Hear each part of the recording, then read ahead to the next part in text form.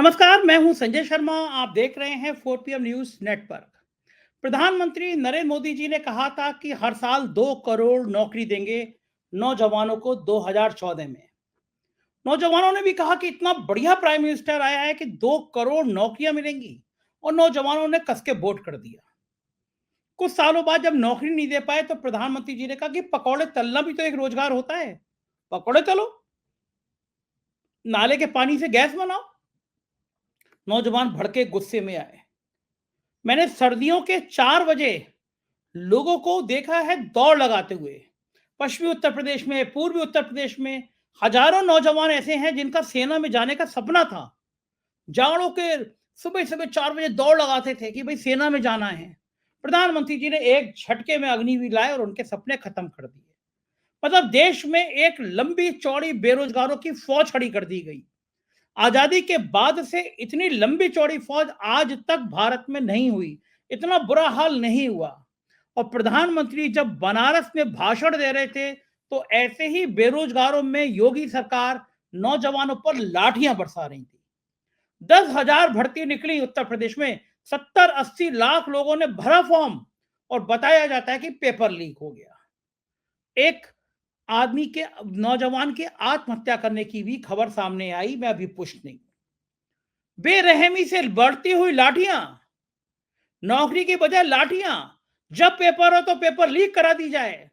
मुझसे एक बेरोजगार था, नेता था बेरोजगारों का, वो कह रहा था कि जानबूझ के लीक करा दिया जाता है जिससे नौकरी देनी ना पड़े।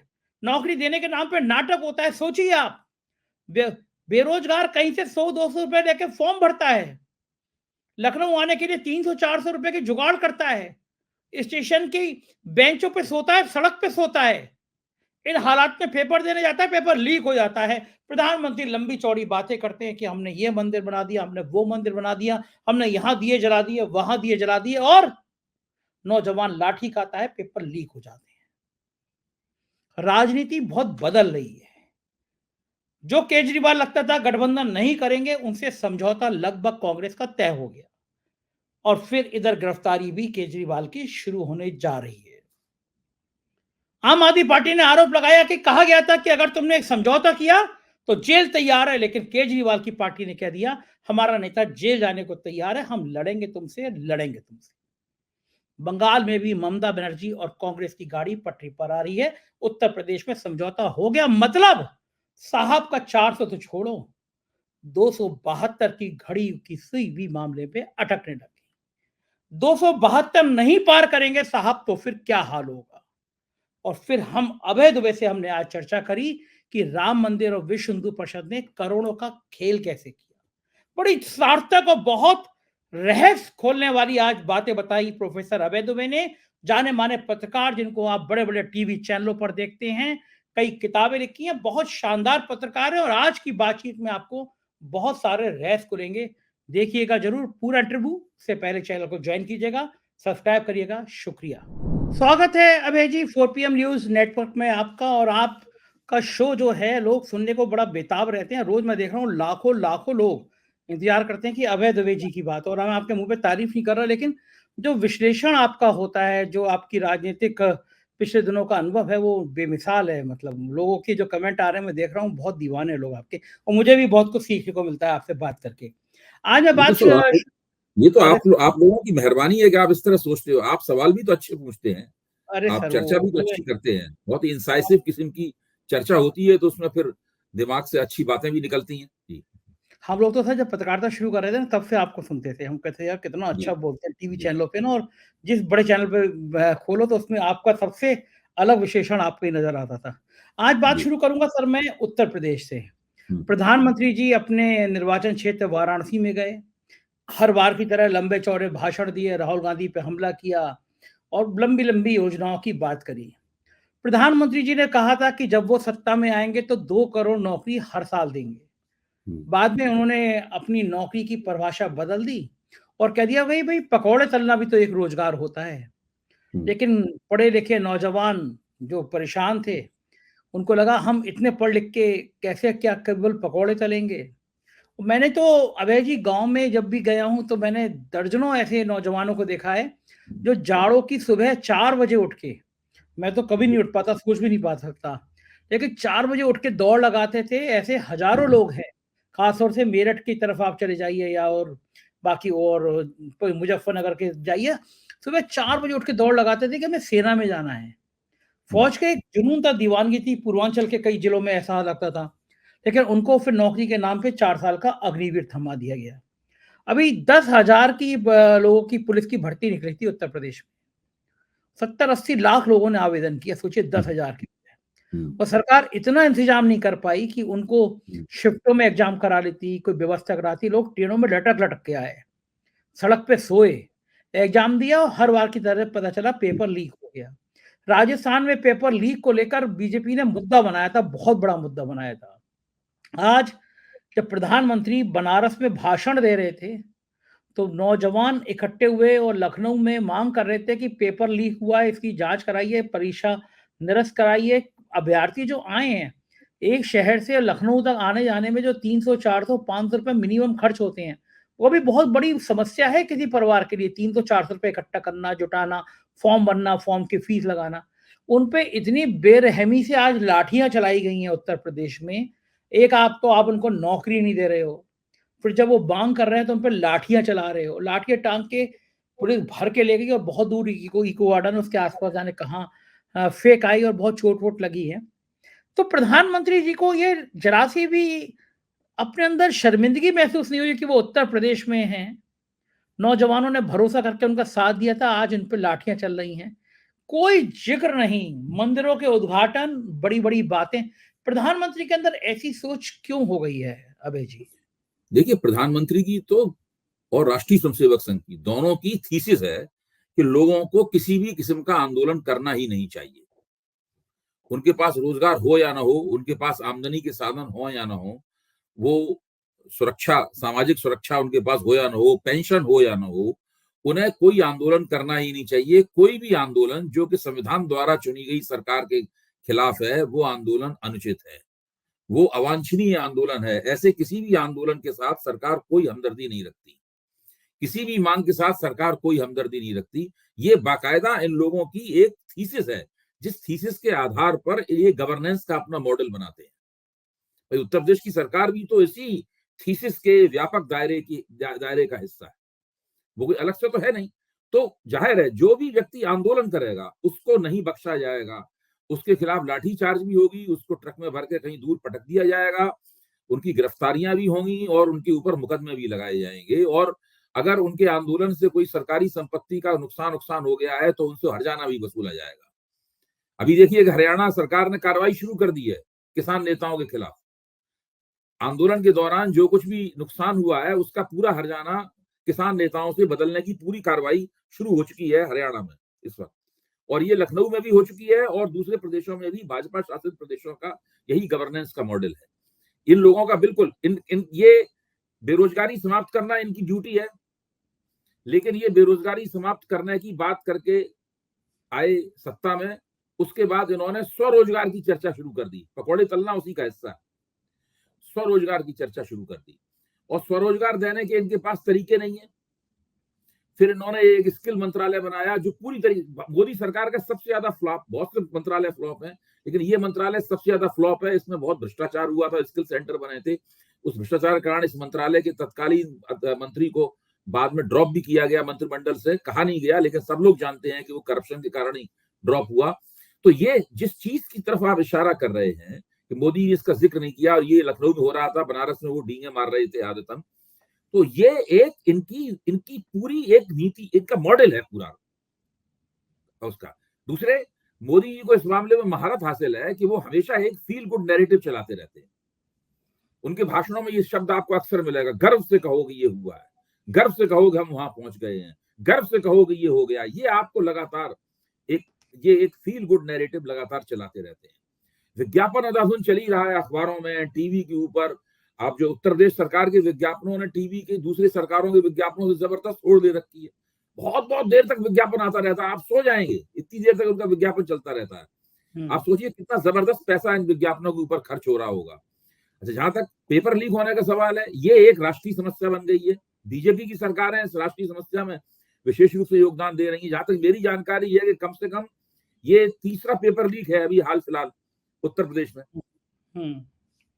तो इसी से आप अंदाजा लगा सकते हैं कि 10,000 रिक्तियां थी, उन 10,000 रिक्तियों में 70-80 लाख लोगों नौजवानों ने आवेदन किया था। इससे आप अंदाज लगा लीजिए कि बेरोजगारी की स्थिति कितनी भयानक है और कितनी बुरी है, और सरकार के पास इसका हल करने का कोई तरीका नहीं है।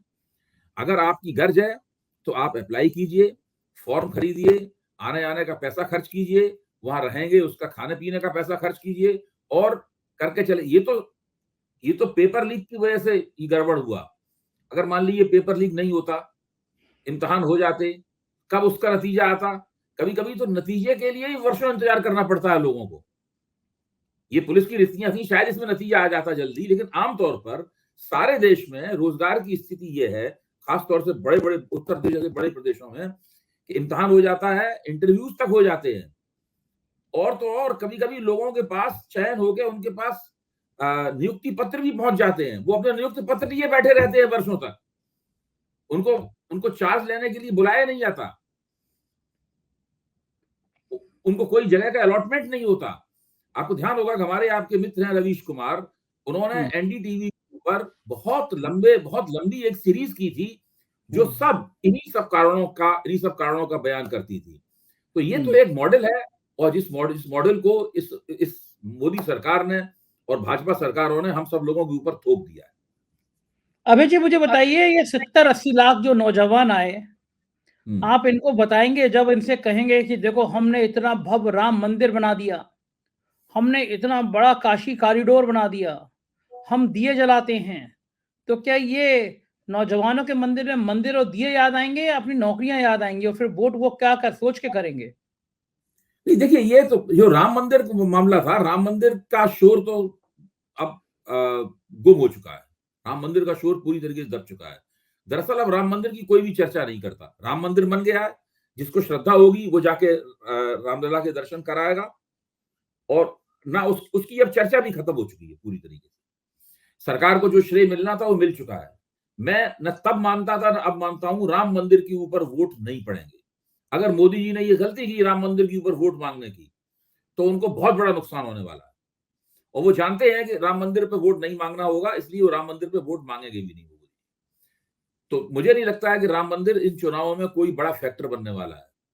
ज्यादा से ज्यादा ये हो सकता है कि बीच बीच में मोदी जी की तरफ से, भाजपा की तरफ से ये दावे होंगे, भाई देखिए हमने वायदा किया था, हमने राम मंदिर बना दिया, हमने इतना बड़ा तीर्थ स्थल बना दिया, अब एक बहुत बड़ा वो होगा, एक टूरिस्ट, एक धार्मिक पर्यटन का एक केंद्र बनेगा अयोध्या, वगैरह वगैरह। इस प्रकार की बातें की जाएंगी, और उसके अंदर जो एक तरह का पूंजी का खुला खेल हो रहा है, उसको धार्मिक पर्यटन का केंद्र बनाने में, किस तरीके से वहां पर जमीनों के मालिकाने बदले गए हैं, उनकी खरीद फरोख्त हुई है, जमीनों की कीमतें बढ़ी हैं, वहां बड़े बड़ी कॉलोनीज बन रही हैं, और सब हो रहा है। तो वो एक अलग शोध का और चर्चा का विषय है। अमिताभ बच्चन भी अयोध्या में 2-2 बार आ रहे हैं। एक तो दूसरे दिन से राम मंदिर बना, और दूसरे दिन से ही उन्होंने लीला ग्रुप का एक विज्ञापन शुरू कर दिया था, और उसके अंदर जब मैंने विज्ञापन देखा तो मैं देख के हैरत में पड़ गया कि उसके अंदर 1200 या शायद 1200-1300 स्क्वायर फीट का जो फ्लैट था, वो करोड़ों रुपए का था। 2-3 करोड़ रुपए का था। 2-3 करोड़ रुपए का था। अच्छा, ये अकेला नहीं है जो कहा गया है ना कि राम नाम की लूट मची है, लूट मचे सो लूट, अंतकाल पछताएगा, प्राण जाएंगे छूट। आप देखो, जैसे ही मंदिर की जमीन का मामला हुआ, मंदिर की जमीन खरीदने में करोड़ों रुपए की हेरा फेरी का मामला सामने आया। मैंने 4PM के फ्रंट पेज पे 3-4 फुल पेज स्टोरियां करी। जो जमीन अभय दुबे जी 5 करोड़ में संजय शर्मा को बेच रहे हैं, संजय शर्मा ट्रस्ट के लिए वही जमीन 1 घंटे बाद 18 करोड़ में बेच दे रहे हैं। सीधा सीधा चंपत राय का नाम आया। चंपत राय जी को भी छोड़ दीजिए, भारतीय जनता पार्टी के स्थानीय विधायक, भारतीय जनता पार्टी के मेयर, जमीन घोटालों में लंबा चौड़ा नाम आया। इसके अलावा जो अफसर तैनात थे, DM, SP, IG, DIG, commissioner, निचले स्तर, सबने जमीन लूट कर ली। वहां पे जमीनों की भयंकर लूट हुई। वो जो सर्किल होता है वो बढ़ाया नहीं गया, यानी पूरी अयोध्या को लूटने में लग गए लोग। जब हम लोगों ने लगातार छापा स्टोरियां चलाई, अबे जी, एक राजस्व परिषद के एक पीसीएस अफसर को इसकी जांच दी गई कि पूरे लूट की जांच करिए। मैंने आरटीआई में पूछा है सरकार से कि वो जांच रिपोर्ट कहाँ है। मेरी आरटीआई का जवाब नहीं मिला अभी तक मुझे, क्योंकि वो जांच रिपोर्ट आनी ही नहीं है। सारे सारे इतने बड़े नाम है जो जमीन घोटाले में। तो अभय जी, मैं जानना चाहता हूँ, जो राम मंदिर, जिसको आप राम मंदिर बनाने को सबसे बड़ा टारगेट बताते हो, प्रोजेक्ट बताते हो, भगवान राम की बात करते हो, उस अयोध्या में इतनी बड़ी लूट हुई। एक भारतीय जनता पार्टी की नेत्री हैं अभय जी, उनके पति शिक्षा विभाग के मामूली अफसर हैं। वहां जो उन्होंने होटल बनाया, उस होटल की कीमत 100 करोड़ रुपया। मैंने वो पूरा होटल और पूरी कहानी छाप दी। उनके पतिदेव ने मुझे नोटिस दे दिया मानहानि का। मैंने और डिटेल से छाप दी। हंगामा हुआ, पतिदेव तो सस्पेंड हो गए, लेकिन कार्रवाई कुछ नहीं हुई। तो इनको ईडी, इनकम टैक्स ऐसे लोगों को दिखाई नहीं देता है। तो अभी जी, ये अयोध्या को भी ऐसे लूटते हैं, जांच रिपोर्ट गायब हो जाती है, इन्हें कोई शर्म वरम नहीं आती है। देखिए, आप जो बात कह रहे हैं, आप देखिए, चंपत राय और इस किस्म के लोग, ये तो इस खेल के न्यू कमर्स हैं। जिस खेल का आप जिक्र कर रहे हैं, ये इस खेल के न्यू कमर्स हैं। ये खेल तो जब राम जन्मभूमि आंदोलन शुरू हुआ था उस वक्त से चल रहा है। आपको ध्यान होगा, राम जन्मभूमि आंदोलन के लिए बहुत बड़े पैमाने पर करोड़ों करोड़ों रुपए का चंदा जमा हुआ था। उस चंदे को इनकम टैक्स के एक कमिश्नर हुआ करते थे, मैं उनका नाम भूल रहा हूं, अब हम लोगों के वो बीच में नहीं है। बाद में वो बहुत टीवी पर भी आया करते थे, वो बहुत चर्चित व्यक्ति थे। उन्होंने इनको इनको नोटिस दिया था कि भाई आप उसका हिसाब किताब दीजिए उस आमदनी का। तो वो चूंकि इन लोगों का एक तरह का इन्होंने डिस्कोर्स बनाया है नए देश में, और एक तरह का दबदबा है। बीच में उस वक्त 6 साल तक अटल बिहारी वाजपेयी की सरकार रही, बीच में कांग्रेस सरकार रही, उसने भी इस बात के ऊपर जोर नहीं दिया। तो अशोक सिंघल थे उस वक्त इस सब चीजों के इंचार्ज। तो वो सब इस मामले, ये सब लोग उस इनकम टैक्स के मामले में फंसे रहे लंबे अरसे तक। तो इनका मानना यह है कि हम राम मंदिर बना रहे हैं और किसी की कोई मजाल नहीं है कि हमारी जो आर्थिक गतिविधियां हैं उनके ऊपर उंगली रखे। अगर कोई उंगली रखता है इनके ऊपर तो ये फौरन कहते हैं कि भाई ये राम काज के खिलाफ है। तो अच्छा। वो इनकम टैक्स कमिश्नर जो थे, अभी नाम याद आ जाएगा तो मैं बताऊंगा, बहुत ही प्रचलित नाम है, अभी आपके आपके दिमाग में भी उनका नाम आ सकता है। बहुत उनकी चर्चा हुई थी। तो उन्होंने इनको नोटिस दिया था और उसमें ये लोग बिल्कुल उनके हाथ फंसे हुए थे। कितनी बातें कही जाती है कि लोग अशोक सिंघल के घर पे थे और अंदर के कमरे में गए तो उन्होंने क्या देखा, मतलब इसके बारे में कोई, इसका कोई कोई सीमा नहीं है जो बातें कही जाती हैं। ये खेल, इसमें करोड़ों करोड़ों अरबों रुपए का खेल है इसके अंदर। और वो राम जन्मभूमि आंदोलन के जमाने से चल रहा है और इस वक्त ये खेल अपने पूरे शिखर पर है। अच्छा अभय दुबे जी, इसकी भी छोड़ दीजिए। जब वो हम्म, राम मंदिर की बात करते हैं, मुलायम सिंह पर गोली चलाने का आरोप लगवाते हैं, उस जमाने में प्रमुख सचिव हुआ करते थे मुख्यमंत्री के। मुख्यमंत्री का सचिव पूरी कमांड रखता था, और वो मतलब मुख्यमंत्री को जिले के सब डीएम एसपी सिर्फ उसके संपर्क में रहते थे। अयोध्या में जब गोली चली, तो डीएम तो ऑफ कोर्स सीधे मुख्यमंत्री से थोड़े पूछेगा सर क्या हालात है। वो तो सचिव मुख्यमंत्री का पल टू पल कवर कर लेगा कि क्या करना है, वो निर्देश देगा। गोली चली, मुख्यमंत्री के जो डीएम थे सीधे मुख्यमंत्री के सचिव के निर्देशों का पालन कर रहे थे, उनके निर्देशों के पालन में गोली चल गई। और उस मुख्यमंत्री के सचिव का नाम था नृपेंद्र मिश्रा। तो इन्हें ये भी नहीं रहा, इन्होंने मंदिर ट्रस्ट का अध्यक्ष ही उसको, यानी राम मंदिर ट्रस्ट का मुख्य आदमी वो बना जो मुलायम सिंह का सचिव था, एक तरह से गोली चलाने का जिम्मेदार था। इस उम्र में पहले उसको अपना सचिव बनाया प्रधानमंत्री जी ने, फिर मंदिर ट्रस्ट का अध्यक्ष बनाया, और इस उम्र में और तोहफा दे दिया, बेटे को बीजेपी का एमएलसी बना दिया। तो यहाँ कोई नैतिकता वैतिकता नहीं है, यहाँ नहीं, परिवारवाद। वो तो देखिए, ये आप जो बात नैतिकता वगैरह की कर रहे हैं, इस बात को सुन के तो लोग अकेले में मुस्कुराते होंगे। तो हाँ, मेरा कहना यह है कि जो नृपेंद्र मिश्रा जी हैं, नृपेंद्र मिश्रा जी रिटायरमेंट के बाद में विवेकानंद फाउंडेशन में चले गए थे, जहां पे ये भी थे जो आजकल सुरक्षा सलाहकार है ना। हाँ, डोभाल साहब। हाँ, हाँ, वो थे। तो वो और भी उसमें इस तरह के बड़े रिटायर्ड अफसर बुद्धिजीवी थे। ये राष्ट्रीय स्वयंसेवक संघ का संगठन है। जब नरेंद्र मोदी की 2014 में सरकार बनी, तो इस सरकार का जो कोर ग्रुप बना अफसरों का, पीएमओ के अंदर, प्रधानमंत्री के दफ्तर में कोर ग्रुप बना, वो विवेकानंद फाउंडेशन से आया हुआ था। प्रधानमंत्री के प्रिंसिपल सेक्रेटरी कौन बने? नृपेंद्र मिश्रा बने। और सुरक्षा सलाहकार का भी नाम आपने खुद ले ही लिया। तो नृपेंद्र मिश्रा को प्रिंसिपल सेक्रेटरी बनाने के लिए नरेंद्र मोदी की 2014 वाली सरकार को कानून में परिवर्तन करना पड़ा, संशोधन करना पड़ा। वो उस सरकार का पहला संशोधन था। यानी उस ट्राई सरकार के ने जो पहला ट्राई संशोधन के किया, ट्राई के वो अध्यक्ष थे वो। नृपेंद्र मिश्रा के लिए किया। हम्म, आप इससे अंदाज लगा लीजिए कि नृपेंद्र मिश्रा का महत्व इस सरकार के लिए कितना है। हम्म। वो यहाँ तक समय कि जब ट्राई नृपेंद्र के मिश्रा ने वहां पे गोली चलवाई होगी आपके आदेश से, तो उसको ये लोग मानते होंगे कि उन्होंने बड़े अच्छे दायित्व का निर्वाह किया। हाँ, सही बात है। ये मानते नृपेंद्र होंगे कि मिश्रा बड़ा अच्छा दायित्व निर्वाह किया भाई। जब उनके इसीलिए कहने मन पे में वो लगाव गोली चला दी, उनके कहने पे गोली चला दी, तो हमारे कहने पे पता नहीं क्या कर देंगे। हाँ, बात सही है। अरे हाँ, अभय जी, वहाँ पे एक हाँ, कार सेवक को 4 गोलियाँ लगी थी, बच गया और बाद में वो हुँ, गुंबद उसके ऊपर गिरा, उसकी 17-18 हड्डियाँ टूटी। वो हुँ, मुझसे इंटरव्यू करते-करते रो पड़ा। कह हुँ, रहा हमारे संगी साथी सबको गोलियाँ लगी, मर गए। हमारे हुँ, पता नहीं रामचंद्र जी ने कैसे बचा लिया, मेरे को 17 हड्डियाँ टूटी। और बोले आज दिल दुखता है कि उसी जिस आदमी ने गोली चलवाई वो ट्रस्ट का अध्यक्ष बना हुआ है। क्योंकि वो नृपेंद्र मिश्रा था, ट्राई के चेयरमैन थे और नियम था कि ट्राई का चेयरमैन सीधे कोई पद नहीं ले सकता, कुछ सालों तक, तो अध्यादेश लाए गए।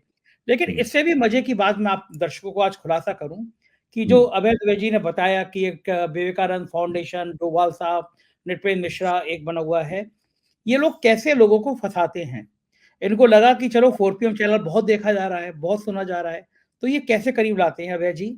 अभी करीब 5-6 महीने पहले गुजरात पे इस फाउंडेशन का फंक्शन हुआ। मेरे पीछे पड़े बाकायदा कि मैं उस फाउंडेशन के उस कार्यक्रम में आऊं। एक कोर ग्रुप में पैनल में मुझसे बातचीत करने के लिए मुझे रखा गया। बाकायदा फ़ोन, आप कौन सी फ्लाइट से आएँगे, होटल करेंगे, गाड़ी करेंगे। मैंने यूँ करके हाथ जोड़े, मैं कहा सर मैं बड़ा व्यस्त हूँ, मैं आ नहीं पाऊँगा। तो यहाँ पे ऐसे चारा डाला जाता है कि अगर कोई हुँ, व्यक्ति एक्टिव है तो उसे भी अपने संग लाओ, उससे भी बातचीत हुँ, करो। और ये संघ का, मैंने चूँकि काम भी किया है विद्यार्थी परिषद में, ये संघ का बड़ा प्रचलित आइडिया है। संघ कहता भी है बीजेपी के लोगों से कि भाई कोई दुश्मन भी है तो उसके घर आना जाना शुरू तो करो, चाय हुँ, पियो। अब मैं आपको बहुत मजेदार बात बताऊं कि हुँ, उत्तर प्रदेश में एक कार्यक्रम हुआ और उत्तर प्रदेश के कुछ जिलों के कुछ बड़े चुनिंदा लोग बुलाए गए। अमित शाह जी ने उस कार्यक्रम में मुख्य भूमिका करी और विषय था कि मीडिया से रिश्ते कैसे किए जाएं। ये कुछ साल पहले की बात है। तो उसमें बाकायदा एक स्लाइड लगाई गई। उस स्लाइड में लगाया गया प्रिय, हमारे प्रिय सहयोगी मीडिया। सबसे ऊपर नाम ऑफ कोर्स दैनिक जागरण का होना था, सुधीर चौधरी के चैनलों का होना था। हुँ, फिर मध्यस्थ मीडिया, उसमें हुँ, अमर उजाला था और शायद एक कोई और अखबार था। हुँ, फिर लिखा कि खिलाफ मीडिया, तो उसमें हुँ, मैं था, एक नाम और थे, 1-2 लोग हुँ, और थे। तो हुँ, उसमें एक सहयोगी ने कहा कि साहब देखिए वो हम लोग ये नहीं कर पाए, उनका वो नहीं कर पाए, मतलब कि आप विध्वंसक कुछ नहीं कर पाए कि भई सिर्फ़ जाँच करा के रह गए संजय शर्मा की। तो अमित शाह जी ने एक अच्छी बात कही, मैं क्या मानता हूँ कि अमित शाह वाक़ई संघ के आदमी हैं। हुँ, और फिर ये प्रस्ताव आया कि भई बीजेपी के कार्य ऑफ़िस में एक कक्ष होना चाहिए। हमें ऐसे लोगों को ओबलाइज़ करना चाहिए, जब वो आते हैं तो उनका स्वागत-सत्कार करना चाहिए। बुलाएँ हम मान लीजिए किसी को जो विरोधी हुँ, वाले हैं, तो नाश्ता, चाय। तो अमित शाह जी ने कहा कि यार तुम क्यों पागल हो रहे हो? देखो अखबार वाले लेट काम करते हैं, देर तक जगते हैं, काम करते हैं, सुबह देर तक जगते हैं। तो तुम्हें अगर अखबार वालों से दोस्ती करनी है, तो जब वो जगें तुम उससे पहले उनके घर पहुँच जाओ। कि भई आज चाय पीने आए हैं, पकौड़ी खाने आए हैं। रिश्ते ऐसे बनाना शुरू करो। तो मैं इस बात की मैं उनकी प्रशंसा करूँगा कि अगर कोई विरोध में, आपने प्रणब मुखर्जी को उन्होंने बुला ही लिया ना, वो संघ के जो प्रणब मुखर्जी ज़िंदगी भर वो बीजेपी की मुखालफत करते रहे, आखिर में वो संघ के कार्यालय में चले ही गए। तो उनकी ये पॉलिसी है कि जो विरोध में है उसको भी अपने यहाँ बुला लो, अब जो फँस जाए। अगर मैं गुजरात जाता तो पता नहीं क्या डोभाल साहब के बेटे थे, वो कौन-कौन थे, क्या-क्या मुझे भी घुट्टी पिलाई जाती, पता नहीं, मेरा मन भी कहता मैं तो दूर से नमस्ते कर लेता हूँ। खैर ये विषय से अलग हम लोग चले गए, नहीं, इसमें लेकिन विषय से अलग नहीं है। आपने आप जिसका ज़िक्र कर रहे हैं, इसकी राष्ट्रीय स्वयंसेवक संघ में एक पुरानी परंपरा है। हुँ, ये परंपरा 50 और 60 के दशक से चल रही है। इसका हुँ, एक इतिहास है और उस हुँ, इतिहास के जनक जो हैं, बाकायदा ये ऑन रिकॉर्ड है जो बात मैं कह रहा हूँ, मैं गप नहीं हुँ, मार रहा हूँ। वो हुँ, श्री दत्तोपंत ठेंगड़ी थे। अच्छा, दत्तोपंत ठेंगड़ी ने एक पुस्तिका लिखी थी कि उस पुस्तिका का मकसद ये था कि मीडिया के साथ किस तरह व्यवहार किया जाना चाहिए। अच्छा, जो कि जनसंघ, हाँ, और क्या, उसमें ये तक भाई उस 60 के दशक में क्या 60 के दशक में समोसा चाय खिलाया जा सकता था।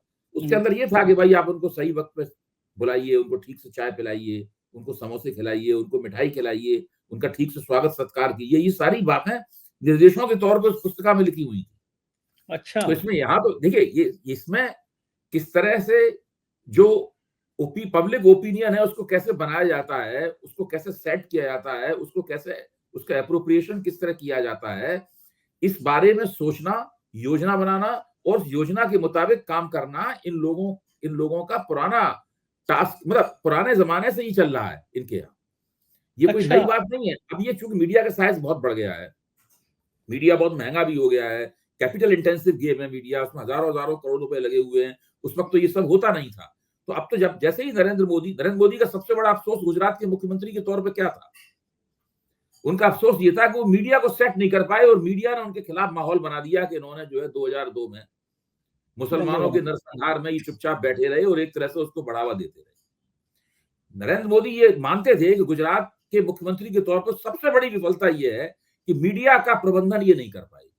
इसलिए जैसे ही ये प्रधानमंत्री बने, इन्होंने पहला काम ये किया कि उन्होंने कहा मीडिया को प्रबंधित किया जाए, और इतनी खूबी के साथ उन्होंने मीडिया को प्रबंधित किया, इसकी कोई सीमा नहीं है। मैं आपको बताऊं, भारत के इतिहास में मीडिया का सरकारीकरण इतना आद्योपान नीचे से ऊपर तक 360 डिग्री हुआ है। मीडिया का जो सरकारीकरण हुआ है उसकी कोई सीमा नहीं। तो ये बहुत ही जबरदस्त, और ये बात जब 1977 में पहली बार बीजेपी वाले सत्ता में आए थे और लालकृष्ण आडवाणी जो नरेंद्र मोदी के गुरु थे, वो जब सूचना एवं प्रसारण मंत्री थे, तब उन्होंने क्या किया, आज जो आपको बड़े पैमाने पे मीडिया में बड़े बड़े पदों पर जो लोग दिखते हैं, वो उन लोगों का उद्गम कहाँ पे है? उन लोगों का उद्गम वहां पे है, लालकृष्ण आडवाणी के जमाने में है, जब आडवाणी जी का लेटर लेकर, खत लेकर ये लोग जाते थे नौकरियां लेने के लिए। टाइम्स ऑफ इंडिया में रमेश जैन से मिलते थे, इंडियन एक्सप्रेस जाते थे, तो सब जगह बड़े अखबारों में, पत्रिकाओं में, उस जमाने में टीवी चैनल तो, टीवी के न्यूज तो वगैरह होते नहीं थे, केवल प्रिंट मीडिया ही था। सब जगह संघ के लोगों को जो सेट किया गया है, फिर वो लोग सब धीरे धीरे बड़े बड़े पदों पे पहुंचे। इसलिए एक बहुत ही मशहूर घटना हुई है हिंदी के एक बड़े अखबार में, जो कि आईटीओ से निकलता था, राष्ट्रीय अखबार है, तो उसमें एक सज्जन आडवाणी जी का पत्र लेके पहुंचे रमेश जैन के पास। मैं उनका नाम नहीं बताऊंगा, आप जानने वाले इस बात को जानते हैं। और उन्होंने रमेश जैन को पत्र दिया, तो रमेश जैन ने पत्र पढ़ा, नहीं ठीक है आप घर जाइए, आपको हर महीने सैलरी पहुंच जाया करेगी। रमेश जैन ने कहा, उन्होंने कहा नहीं मैं घर नहीं आऊंगा, मैं काम करने आया हूं, मैं नौकरी करूंगा, मैं काम भी करूंगा। तो वो वहां पे रहे, फिर वो उस अखबार के रेजिडेंट एडिटर बने और दूसरे बड़े पदों पे पहुंचे, और अपने दूसरे लोगों को भी उन्होंने लगाया। पूरा देखिए, रिपोर्टिंग से लेके, डेस्क वर्क से लेके, सब एडिटर से लेके और रेजिडेंट एडिटर तक, चीफ एडिटर तक, स्पेशल करस्पॉन्डेंट, ब्यूरो यूरो, सब जगहों पर राष्ट्रीय स्वयंसेवक संघ की राजनीति से प्रभावित, उसका समर्थन करने वाले लोग जो आज आपको कदम कदम पे दिखाई पड़ते हैं, उसकी शुरुआत दत्तोपंत ठेंगड़ी और लालकृष्ण आडवाणी के प्रयासों में निहित है। अगर ठेंगड़ी भी नेटवर्क है, आप इसकी कल्पना नहीं कर सकते। दत्तोपंत जी नेटवर्क है, चीख चिल्लाहट वगैरह करते हैं ना, ये सब वहीं से आए हैं। जो एंटर सफेदा चिल्लाता है, पता लगा उसका जो चाचा है वो भी मीडिया में बहुत बड़ा हस्ती थी, और चाचा का जो ताऊ है वो भी मीडिया में बहुत बड़ी हस्ती रखता था। ये बहुत बड़ी दुनिया है इन लोगों की। अगर दत्तोपंत जी जिंदा होते तो मैं उनसे जरूर पूछता कि ये ख्याल अब क्यों भूल गए हैं उत्तर प्रदेश के लोग, बजाय मेरे यहाँ फूल लेके आते, मिठाई लेके आते, उन्होंने मेरे खिलाफ भारतीय अपराध अनुसंधान की जांच करा दी, ईडी को चिट्ठी भेज दी, इनकम टैक्स को भेज दी, हमला करा दिया, मकान खाली करा दिया, विज्ञापन। उस वक्त इन लोगों को कल्पना भी नहीं थी कि ये लोग सत्ता में इतने आ जाएंगे और स्थायी रूप से जम जाएंगे। तो सत्ता में आने के लिए संघर्ष कर रहे थे, सत्ता में आने की योजनाएं बना रहे थे। तो मीडिया से आज तो ना लगता है कि हम वक्त के शहंशाह हैं। अब कैसे है? वक्त के शहंशाह जी। हाँ, तो अब डंडे से ठीक किया जाएगा। लेकिन इसका विकृत रूप देखिए आप क्या हो गया। मैं नाम नहीं लेना चाहता था, लेकिन एक सबसे तेज चैनल, उसके जो मुख्य चेहरा है उसकी छवि इतनी खराब। आज उत्तर प्रदेश में जब ये नौजवान प्रदर्शन कर रहे थे, तो उस चैनल का युवा रिपोर्टर है, बड़े अच्छा रिपोर्टर है, बड़ा बहादुर रिपोर्टर है, एबीपी में भी था पहले, अब आज तक में है। वहां नौजवानों ने उसकी गलती कुछ नहीं है, लेकिन माइक की आईडी देखी तो लोगों में गुस्सा इतना है अभय जी, वहां पे चिल्लाने लगे नौजवान, गोदी मीडिया वापस जाओ वापस जाओ, मतलब हाथापाई होते होते बची उससे। उसी चैनल की महोदया बिहार में गई तो उन मैडम के सामने वापस जाओ, गोदी मीडिया वापस जाओ। तो आज मैं कल चाय पी रहा था, एक जने मुझसे बोले, ये चौधरी साहब अगर 10-10 गनर लेके ना निकले तो पब्लिक दौड़ा ले उनको। हम लोग भी बोलते हैं, हम लोग लाखों लोग देखते हैं, हम तो कभी डंडा लेके भी नहीं सोचते, आराम से पब्लिक के बीच में जाते हैं, पब्लिक सेल्फी लेती है, घूमती है, खुश होती है हमारे साथ, और इनके भाई के लोग नारे। ये जो जनता है, इस जनता का रिएक्शन मीडिया के प्रति इतना घृणा से, इतने गुस्से से हो जाएगा, अभय जी ये रुकेगा कहाँ पे जाके? देखिए कब तक यही कारण है कि जो कमर्शियल खबरिया चैनल हैं, उनकी टीआरपी गिनती जा रही है। बहुत लोगों ने तो उसको देखना ही बंद कर दिया। मुझसे बहुत लोग कहते हैं कि भाई हम 4 पीएम पे आपको देखते हैं, हम आपको नई परख पे देख लेते हैं और हम आपको आनंद वर्धन जी के शो में देख लेते हैं। तो लेकिन हम वो आजकल जिन चैनलों पे मैं जाता हूँ, बहुत से लोग उनको देखते नहीं हैं। तो स्थिति ये है कि और खासतौर से 4 पीएम तो बहुत ज़्यादा लोकप्रिय हो रहा है। बहुत लोग मुझसे कहते हैं और आपसे मिलने की इच्छा भी रखते हैं। अरे! शुक्रिया, शुक्रिया सर। मेरे को बड़ा अच्छा लगा कि बड़े-बड़े योग्य लोगों का फ़ोन आता है, एक वाइस चांसलर है जी, उनका फ़ोन आया, इस तरह बहुत लोग फ़ोन आते हैं। अभय जी आज हम लोगों ने वैसे ही अलग विषय से हट के बात करी, मुख्य बात जी, पूछना भूल गया मैं आपसे। जी। अरविंद केजरीवाल के संग लगभग समझौता तय, ममता हाँ, बनर्जी का लगभग पोस्टमार्टम, लगभग मुकेश समझौता शेट्टी तय है। है, यानी इंडिया गठबंधन जो टूटता और हुआ नज़र आ रहा था। ये भी कहा जा रहा है, आतिशी ने भी अपनी प्रेस कॉन्फ्रेंस में कह दिया, सौरभ भारद्वाज ने भी अपनी प्रेस कॉन्फ्रेंस में कह दिया है, 2-3 दिन में केजरीवाल को गिरफ्तार भी कर लिया जाएगा, अरविंद को गिरफ्तार भी कर लिया जाएगा। देखिए, हम लोग तो ये बात एक तकरीबन 1 महीने से अनौपचारिक रूप से जानकार लोगों के बीच में चर्चा चल रही थी कि ईडी वगैरह का जो दबाव, सम्मन वगैरह ये सब जो अदालत वगैरह सब चल रहा है, ये इसीलिए है केजरीवाल को ये मैसेज देने के लिए है कि आप दिल्ली में कोई समझौता मत कीजिए। देखिए 2014 में भी दिल्ली में कोई समझौता नहीं था, 2019 में भी कोई समझौता नहीं था। अब की बार समझौता है, हो रहा है। तो पहली बार बीजेपी को दिल्ली में चुनौती का सामना करना पड़ेगा। बीजेपी को विशेष कवायद करनी पड़ेगी पुराना नतीजा निकालने के लिए। वो निकाल पाएगी कि नहीं निकाल पाएगी, ये समझौता ही उसके मन में संदेह पैदा करने के लिए पर्याप्त है। तो ये और अब चूंकि इन लोगों ने धमकी की परवाह किए बिना समझौता कर लिया है, तो हो सकता है कि वो आतिशी का और सौरभ की बात सही हो और अरविंद को गिरफ्तार कर लिया जाए। अभय जी अगर अरविंद केजरीवाल गिरफ्तार होते हैं तो इससे आम आदमी पार्टी कमज़ोर होगी या मजबूत होगी? देखिए, आम आदमी पार्टी में नेतृत्व की कमी नहीं है और अरविंद केजरीवाल ने तो पहले ही जन रायशुमारी करके ये तय कर लिया है कि वो मुख्यमंत्री पद से इस्तीफा नहीं देंगे। तो जेल में बैठकर मुख्यमंत्री पद संभालेंगे और यहाँ पर उनकी जो नौजवान नेतृत्वकारी पंक्ति है, इसमें आतिशी सबसे ऊपर है, सौरभ भारद्वाज हैं और भी कई लोग हैं, वो सब अपना काम करेंगे। आम आदमी पार्टी की जड़ें दिल्ली की राजनीति में काफ़ी गहरी। तो इसका मतलब कि दिल्ली की सातों सीटों पर भाजपा को इस बार लोहे के चने चबाने पड़ेंगे? चुनौती बहुत तगड़ी मिलेगी। जो देखिए सबसे दोनों पार्टियों के समझौते का पहला फायदा तो ये होगा कि अल्पसंख्यक वोट जो 2014 में 2019 में छितर गया था, वो सब एकताबद्ध होके मिलेगा। जब अल्पसंख्यक वोट इतने बड़े पैमाने पे मिलेगा, तो फिर दूसरे वोट भी उससे आकर लोगों को लगेगा भाई ये जीतने का इनका माहौल बन रहा है। हाँ, गरीब लोग, झुग्गी-झोपड़ी वाले। हाँ, अभी मैं बहुत दिल्ली बहुत फ़र्क पड़ेगा, दिल्ली आया बहुत हूँ फ़र्क तो जिस पड़ेगा। टैक्सी से आया था वो टैक्सी ड्राइवर केजरीवाल की बहुत तारीफ़ कर रहा था, हाँ, वो कि बड़ा टैक्सी ड्राइवरों में तो अरविंद अरविंद केजरीवाल बहुत लोकप्रिय हैं, अभी से नहीं, वो हाँ। 2013 से बहुत लोकप्रिय हैं। हुँ, हुँ। तो इसका मतलब जो इंडिया गठबंधन टूटते हुए नज़र आ रहा था वो फिर बहुत मजबूत हो गया। राजनीति के इसमें क्या मतलब नहीं, समझे जाएँ 2 उसकी गाड़ी फिर से चल पड़ी है, थोड़ा देर से चली, थोड़ा धीमी चल रही है और जो काम उन्हें पहले करने चाहिए थे, वो अभी तक नहीं किए हैं, जैसे न्यूनतम साझा कार्यक्रम वगैरह बनाना है, काम नहीं किया है। वो सारी उसकी खामियाँ हैं, उसकी वजह से माहौल और हवा बनाने में उन्हें दिक्कत होगी। लेकिन तालमेल तो उन्होंने कर ही लिया है, जो मुख्य काम होता है गठबंधन का, वो उन्होंने कर लिया। समाजवादी पार्टी ने इशारों में जयंत को मैसेज किया है कि वापस आ जाओ। वही देखिए, जयंत चौधरी तो आजकल सिटपटाए हुए हैं, खामोश हैं। उनको ये उम्मीद नहीं थी कि वो उधर इधर जाएँगे और उधर किसान आंदोलन शुरू हो जाएगा, ये बहुत दिक्कत हो जाएगी उनको। तो ये तो इस वक़्त तो उन्हें परेशानी है ना। अभी जैसे ही पश्चिमी उत्तर प्रदेश के किसान भी गाजीपुर बॉर्डर की तरफ कूच करते हैं अगर मान लीजिए, तो जयंत चौधरी को तो बहुत संकट होने वाला है। दूसरे भारतीय जनता पार्टी में का जो जाट नेतृत्व है, उसके लिए भी बहुत संकट की घड़ी है। वो जयंत चौधरी के एनडीए में आने से खुश नहीं है। भाई भाजपा के प्रादेशिक अध्यक्ष हैं वो जाट हैं, संजीव बालियान जाट हैं और भी कई सारे जाट नेता भाजपा के साथ हैं बहुत लंबे अरसे से। तो वो ये सीधा संदेश है कि भाई तुम पश्चिमी उत्तर प्रदेश के जाटों को नहीं संभाल सकते, हमें जयंत की जरूरत है। तो ऐसे मौके पे इनको क्या पागल कुत्ते ने काटा था जो सतपाल मलिक के और छापे पड़वा दिए? जाट उनको भी अपना नेता मानते हैं। नहीं देखिए वो तो देखिए जो लोग जो इनकी आलोचना करेगा, जो इनका विरोध करेगा, उसके ऊपर छापे तो पड़ेंगे, ये तो बिल्कुल तय बात। ये तो बिल्कुल तय बात है, कोई भी हो तो वो सतपाल मलिक को भी जो है सबक सिखाए बिना मानेंगे नहीं अपनी तरफ से। खास बात, मजे यानी की बात ये है कि ये जो मुकदमा कायम हुआ था सतपाल मलिक के कहने पे ही कायम हुआ था। कहने पे ही काम हुआ था उन्हें। वो इसमें मुझसे व्हिसल ब्लोअर है और उन्हीं की हाँ, हिम्मत सामने मुझसे पड़ रही है। मुझसे इंटरव्यू में उन्होंने कहा कि हाँ। सुबह-सुबह 6 बजे मैं सो के भी नहीं उठा। राम हुँ, माधव बिना मुँह धोए सीधे आ गए कि आपने वो फाइल की तो नहीं है? 300 करोड़ रुपए मिल रहे थे मुझे, मैंने वो फाइल कर दी थी। मैंने कहा मैंने कल ही कैंसल कर दी। और लेकिन हुँ, देखिए राम माधव उसके बाद गायब हो गए सीन से।